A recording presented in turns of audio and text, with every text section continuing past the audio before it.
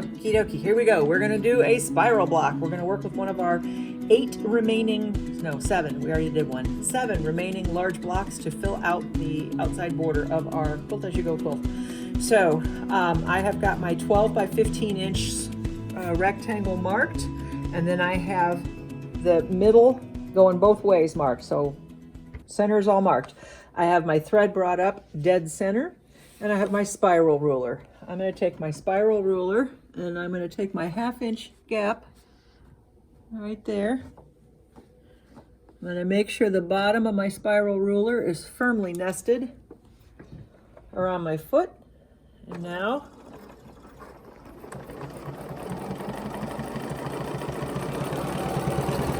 I'm going to come up here.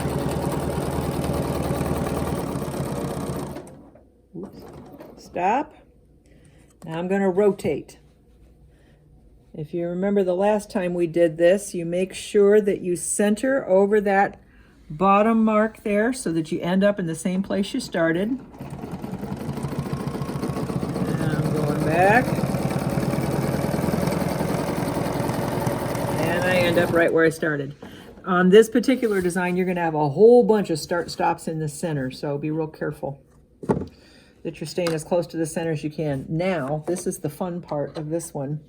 I am now going to take my space gauge and I'm going to mark off 1 inch. So I have my spiral ruler is nested on my foot, and I am going in 1 inch from my previous seam line. And now I'm going to stitch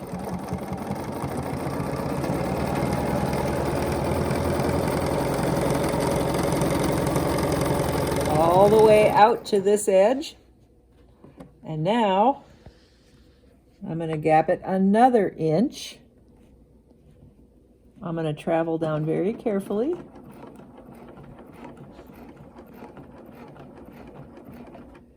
And I'm going to come back in.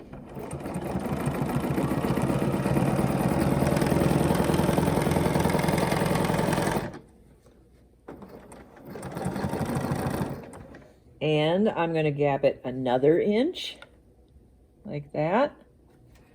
And then come back out.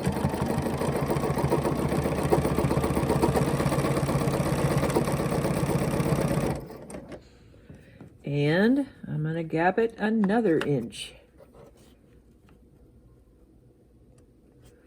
So I have to travel down for this.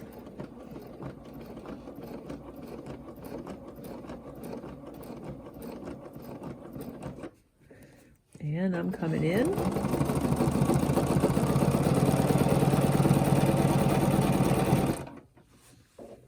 And I don't think I got the space. I don't. Okay, now I have that side done. We're going this way. Now we're going to switch it around and we're going to go the other way. So I'm going to start again. I'm going to gap from my outer seam line.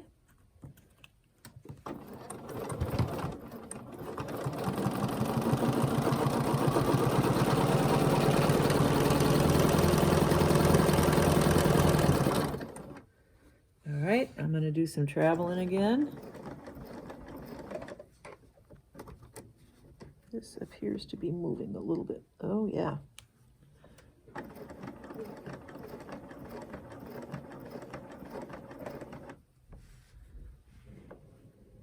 Oops, one stitch too many. Okay, I'm making sure that this bottom part is where it's supposed to be.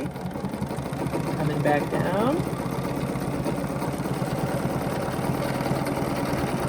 to the center, gap another inch,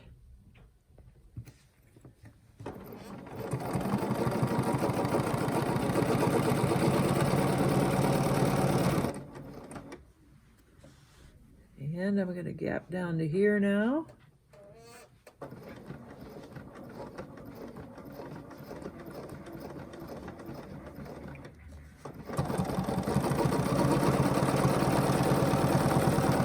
And back to the center.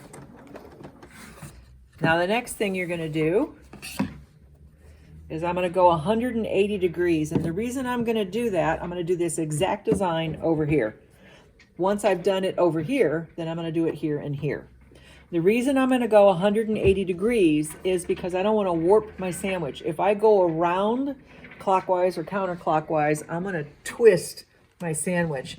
If I go through this way, it won't. It'll stabilize everything. So again, I put my 1/2 inch gap at the top.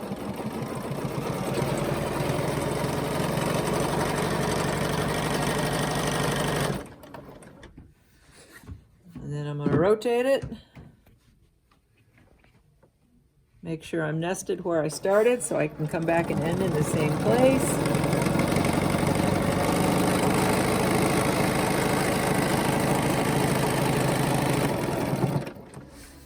And then I do my fill using my 1 inch gap like I did before. Alrighty, that's it for this block. We'll see you next time. 2 more next month.